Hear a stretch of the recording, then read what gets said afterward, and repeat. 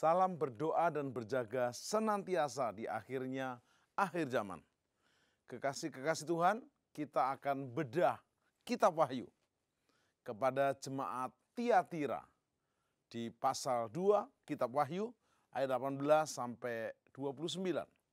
Setelah kita membedah bersama pesan kepada jemaat di Efesus, di Smyrna, di Pergamus, sekarang kita memasuki jemaat Tiatira. Apa yang kita bisa pelajari di sini adalah kata Tiatira berasal dari kata tuateia, yaitu artinya adalah anak perempuan atau juga bisa berarti perempuan penindas. Ini memang ada pengaruh kekuatan seorang wanita. Ada Wonder Woman. Bapak Ibu Saudara, di dalam Wahyu pasal 2 ayat 18 ini, ternyata kita mulai dengan identitas Kristus kepada Yohanes, sehingga kita mengenal Kristus sang pembuat surat, yang memberi surat pengembalaan kepada jemaat di Tiatira ini, untuk kita mengenal dengan sungguh-sungguh siapa dia. Wahyu 2:18 mencatat, dan tuliskanlah kepada malaikat jemaat di Tiatira. Siapa yang menulis surat? Siapa yang menjadi pembuat surat ini? Walaupun ditulis oleh Yohanes, tetapi surat ini dari Yesus Kristus yang adalah firman anak Allah. Inilah firman anak Allah yang matanya bagaikan nyala api dan kakinya bagaikan tembaga. Ini sebuah simbolik. Kitab Wahyu dipenuhi dengan simbol-simbol. Ada angka kesempurnaan 7 metre, 7 cawan, 7 sangkakala, 7 jemaat angka sempurna. Yang matanya bagaikan nyala api. Bapak Ibu tahu api? Api itu bisa berarti positif dan negatif. Kalau api neraka yang menghukum, tapi untuk memasak bisa. Api kemuliaan juga bagus. Tetapi kalau kita boleh artikan, arti di sini adalah api yang menghanguskan kalau tidak mau bertobat. Api yang memperbaharui dan memulihkan jika mau bertobat. Inilah firman anak Allah yang matanya tentunya sangat tajam. Saya punya pengalaman kemarin. Menjelang pandemi corona ini, saya banyak meeting pemuritan bahkan lewat Zoom. Dan setelah Zoom pemuritan selesai, mereka berkata gini, Pak Tim boleh selesai, boleh istirahat, kami murid-murid mau ngobrol lewat Zoom yang sudah ada, boleh? Oh boleh. Maka saya mulai off-kan video saya, off-kan audio saya, dan mereka ngobrol. Di depan mereka, lewat gadget mereka, seolah-olah saya nggak ada. Karena memang sudah saya off-kan audio dan video saya. Namun saya tahu persis apa yang dibicarakan mereka, karena saya hostnya. Dan puji Tuhan lah, mereka masih ngomong baik tentang saya dan juga pelayanan yang ada. Tapi saya tahu, pasti surga punya juga host yang terdiri dari malaikat yang kerja 24 jam, 7 hari dalam seminggu, 30 hari dalam sebulan, 365 hari dalam setahun, yang terus melihat apa yang kita buat. Identitas Kristus kepada Yohanes, Wahyu 2 ayat 18 menyatakan, dan tuliskanlah kepada malaikat jemaat di Tiatira, inilah firman anak Allah yang matanya bagaikan nyala api. Nyala api mata Tuhan begitu tegas, 24 jam standby, siap menghukum bagi yang tidak bertobat, siap menghanguskan siapa aja yang tidak mau diperbaharui dan dipulihkan, tetapi juga matanya memulihkan, bahkan menyembuhkan dan memberi kemuliaan. Kakinya bagaikan tembaga. Tembaga ini ada 2 arti yang saya tangkap, adalah sebuah kerendahan hati. Walaupun lantainya surga aja emas, tapi kakinya Anak Allah ini bagikan tembaga, suatu kondisi humble, merendahkan diri. Tapi juga ada arti yang tegas lagi, tembaga ini bicara keras, siap menginjak, siap menghukum, siap memberi keadilan. Tentu jangan sampai terjadi atas saudara dan saya. Kekasih-kekasih Tuhan.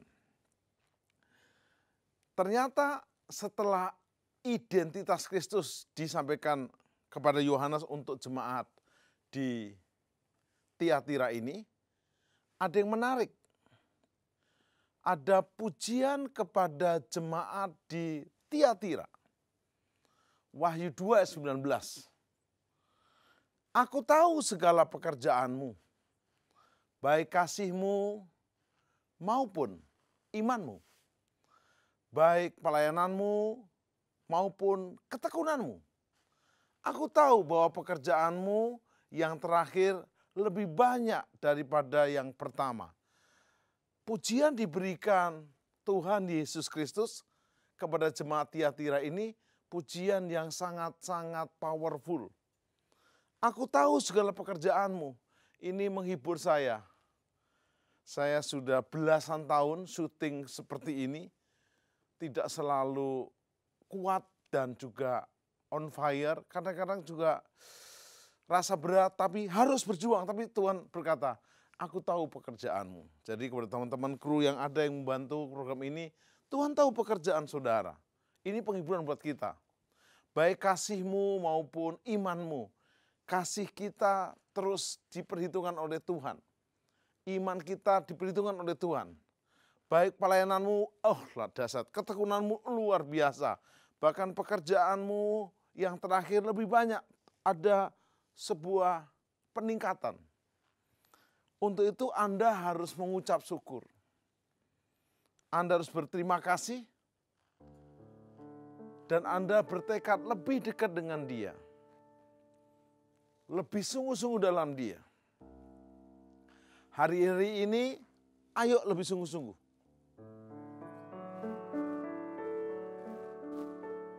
Ku ingin selalu bersekutu denganmu, menikmati hadiratmu, biarkan rohmu tinggal dalam hidupku, sungguh indah bersamamu selamanya.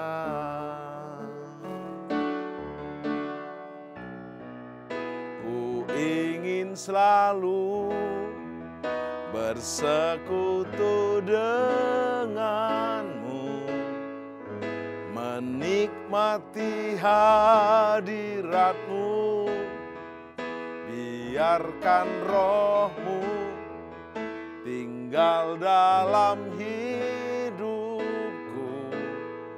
sungguh indah bersamamu selamanya. Aku tahu segala pekerjaanmu, bersyukur pekerjaan kita diperhitungkan. Kesetiaanmu, pelayananmu, ketekunanmu, terus setia bangun, lebih baik.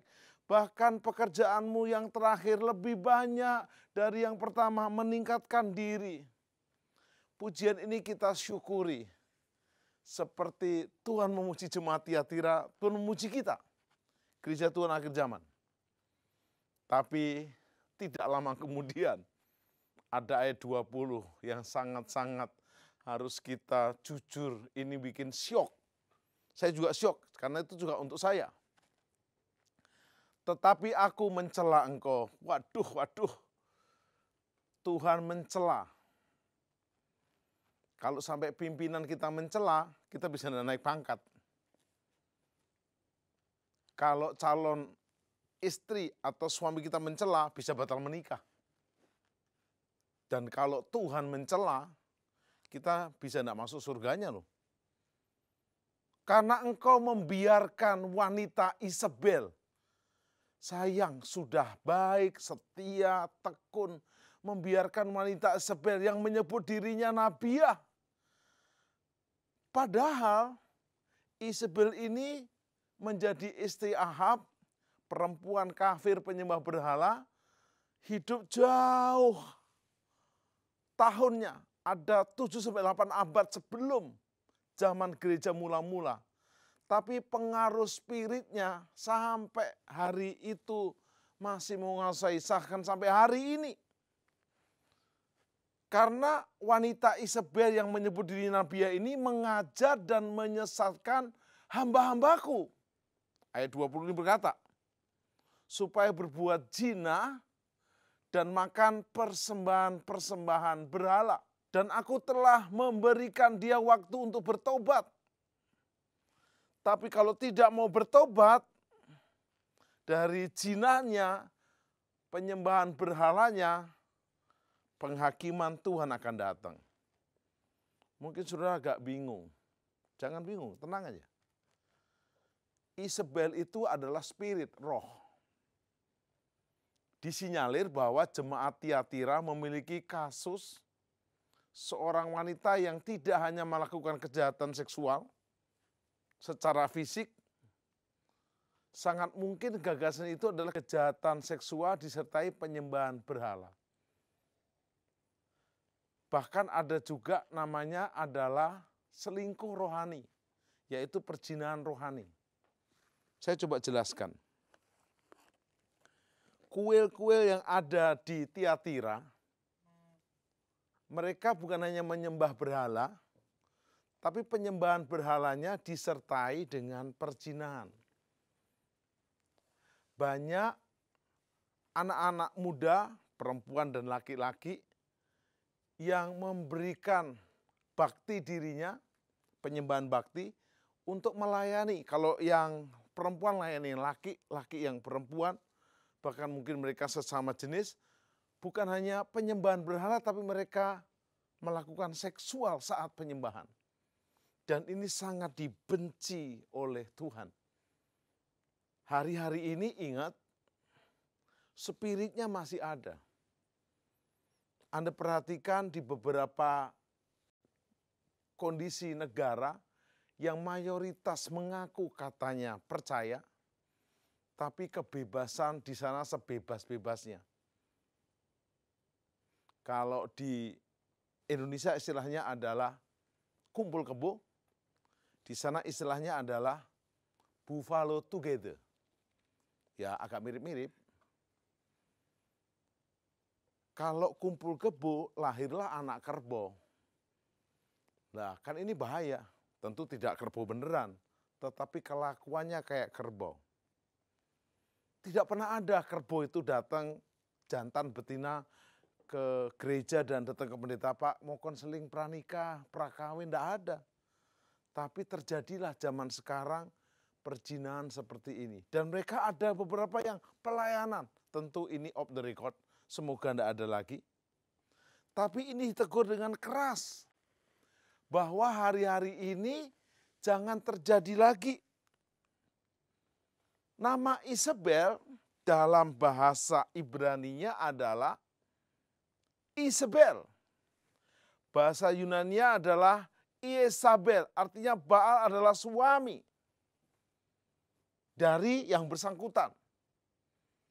Isabel adalah istri Ahab yang menyembah berhala, namanya Baal.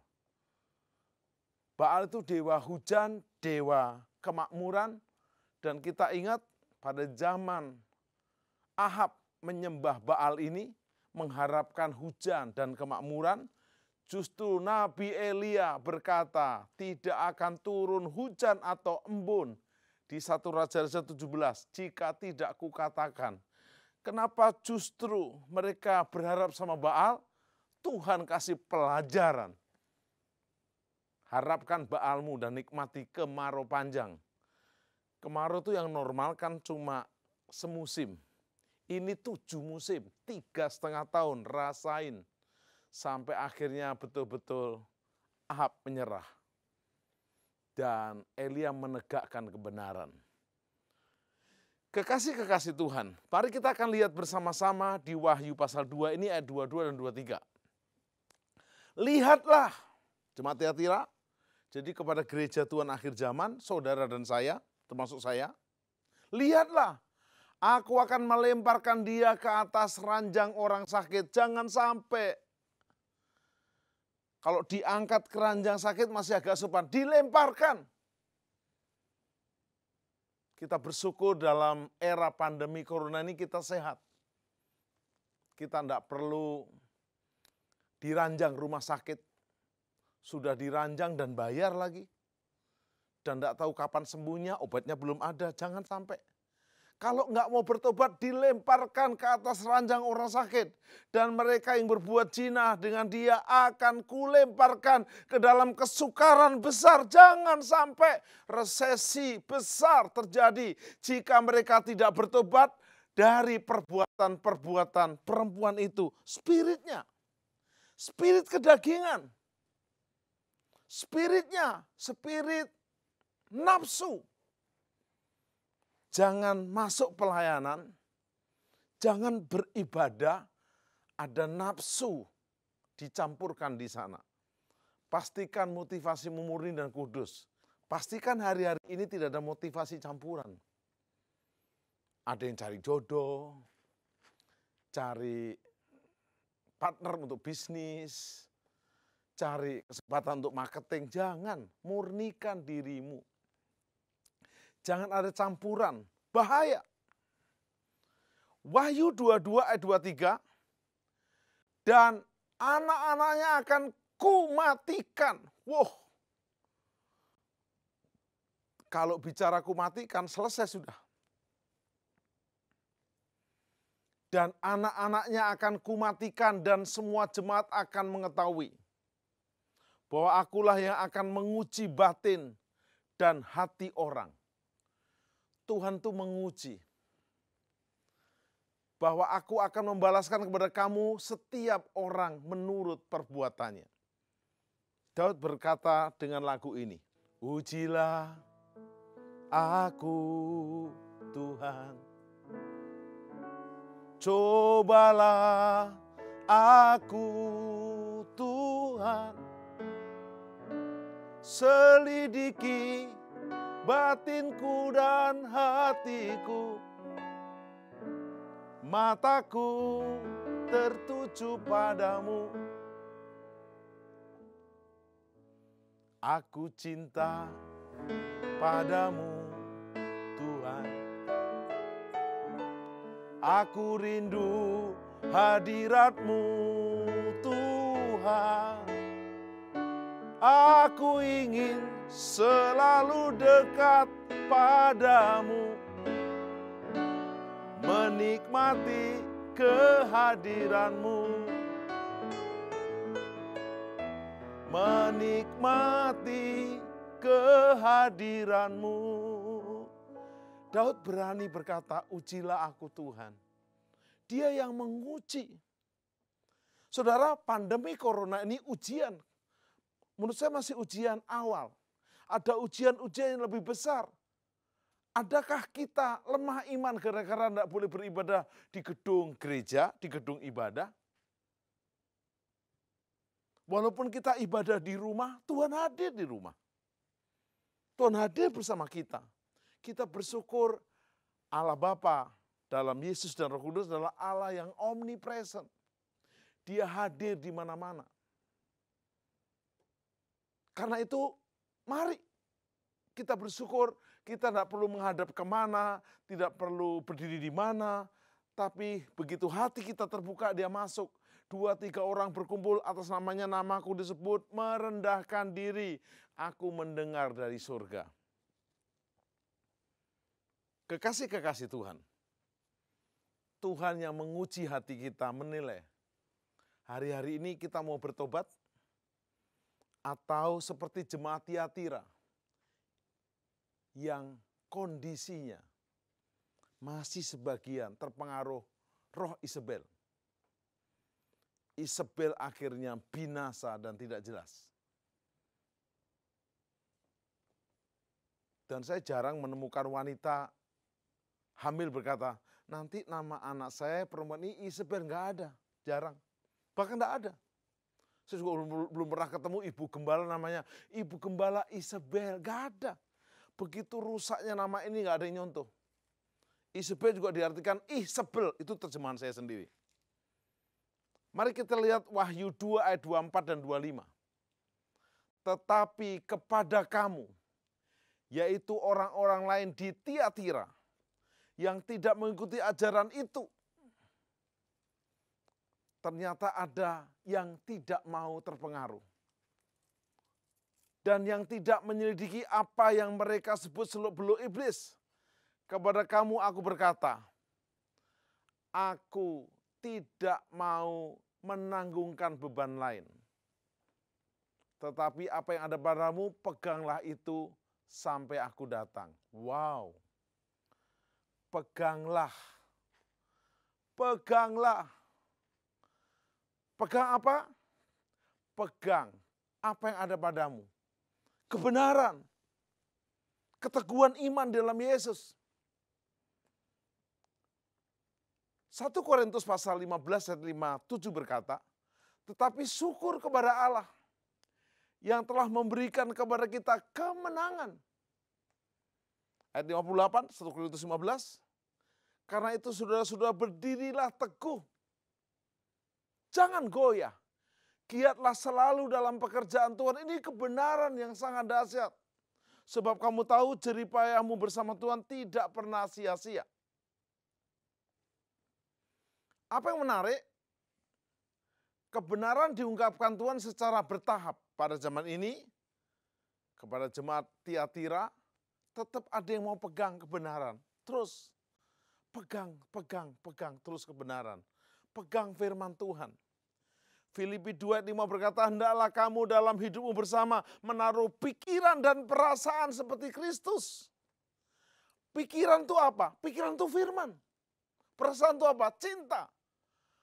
Kau pegang firman-Nya, cinta kepada Yesus, kau tidak akan goyah. Wahyu 2 ayat 26 dan 28.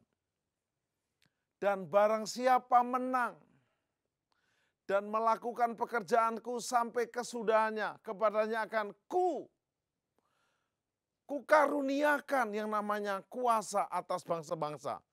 Sebuah janji yang tidak kita harapkan, tapi itu tepat digenapi. Coba kita lihat Daud. Daud cuma gembala 3-4 ekor domba ayahnya. Tapi dia nurut waktu diurapi, itu namanya personal anointing. Dia diurapi pun mohon maaf, abang-abangnya tidak ada yang percaya. Dia dihina-dina. Bahkan waktu Samuel datang, dia pun tidak dipanggil oleh ayahnya sendiri. Ditolak ayah ibunya, tidak dianggap abang-abangnya. Tapi pengurapan atas Daud sudah terjadi. Dia diurapi untuk menjadi raja, besoknya masih gembala domba. Tapi personal anointing ini membuat Daud berbeda. Singa dia hajar, beruang dia hajar. Bahkan akhirnya Goliat dia hajar, dia naik pangkat. Dia menerima namanya territorial anointing, diurapi. Di Hebron untuk menjadi raja atas Yehuda. Akhirnya diurapi seluruh bangsa Israel. 12 suku, namanya nation anointing. Ayat 27, dan ia akan memerintah mereka dengan tongkat besi. Mereka akan diremukkan seperti tembikar tukang periuk. Sama seperti yang kuterima dari Bapakku. Dan kepadanya akan kukaruniakan bintang timur. Kalau ada kualitas Kristen, kualitas gereja akhir zaman seperti jemaat Tiatira, belum terlambat. Ada pesan yang penting. Selalu dari jemaat ke jemaat, baik jemaat Efesus, Smyrna, Pergamus, dan saat ini Tiatira, ada sebuah pesan. Wahyu 2, 26, 29 ini, ayat 29 berkata, siapa yang bertelinga, pastikan telingamu kau pasang baik-baik. Hendaklah ia mendengarkan apa yang dikatakan Roh kepada jemaat-jemaat. Dengarkan. Pastikan hari-hari ini saya dan saudara dengar pesannya. Perhatikan kesalahan kita. Perbaiki diri. ada 4 panggilan utama hari-hari ini. Panggilan untuk bertobat, iya saya mau Tuhan. Panggilan dipulihkan, iya saya mau Tuhan. Panggilan untuk melayani, aku mau Tuhan. Maka kau akan menerima panggilan untuk dimuliakan. Renungan kita terakhir untuk jemaat Tiatira, yaitu saya dan saudara gereja Tuhan akhir zaman, pribadi akhir zaman, yang punya kualitas seperti Tiatira. Gereja yang berkompromi dengan berhala. Hari ini berhalanya bukan patung Baal. Berhalanya hari ini adalah Mammon. Saingan terbesar di Alkitab hari ini adalah Mammon, uang, dolar, rupiah, dinar. Banyak teman-teman yang di luar negeri, hari Minggu kalau kerja dapat gaji 2 kali lipat. Mereka memilih untuk lembur. Lembur dan lembur. Jadi mohon maaf, lembur dan dolarnya, euronya, wonnya kalau di Korea udah menjadi berhala baru. Tetapi kita akan berkomitmen hari ini di 1 Korintus 3:17. Jika ada orang yang membinasakan bait Allah, maka Allah akan membinasakan dia. Sebab bait Allah adalah kudus dan bait Allah itu adalah kamu. Jangan binasakan dirimu dengan misalnya merokok, mabuk-mabukan, judi, apalagi selingkuh berzina. Jangan. Selesai hidupmu ke depan. Aplikasinya, telanjangilah perbuatan-perbuatan kegelapan. Efesus 5 ayat 11 dan 12. Janganlah kamu turut ambil bagian dalam perbuatan-perbuatan kegelapan yang tidak berbuahkan apa-apa. Sebaliknya, telanjangilah perbuatan-perbuatan kedagingan itu. Ayat 12. Sebab menyebutkan saja pun apa yang dibuat oleh mereka di tempat-tempat yang tersembunyi telah memalukan.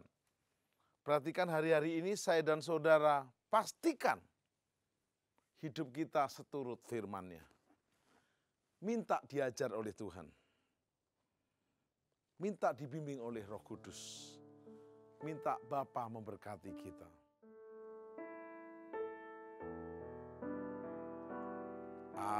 Ajarku mengerti segala rencanamu. Ajarku berharap hanya padamu. Pimpinlah jalanku dalam terang firman-Mu. Ajarku berserah hanya padamu. Bapa, ampuni hamba-Mu, ampuni teman-teman kami kekasih-kekasih Tuhan yang mengikuti program ini. Sehingga hukuman yang menimpa jemaat Tiatira tidak terjadi atas kami. Kami yang sedang menjadi domba yang terhilang, anak terhilang, kembali ke rumah Bapa. Untuk menerima jubah, sepatu dan sepatu yang baru. Untuk menerima jubah, sepatu dan cincin yang baru. Pastikan kami jalan dalam terang firman-Mu. Biarlah kami dan seisi rumah kami menerima Yesus sebagai juru selamat dan Tuhan. Sehingga kami dan seisi rumah kami diselamatkan. Terima kasih Bapa, kami song-song. Sangkakala berbunyi Yesus datang, kami jadi mempelai surgawinya. Terima kasih Bapa, dalam nama Yesus.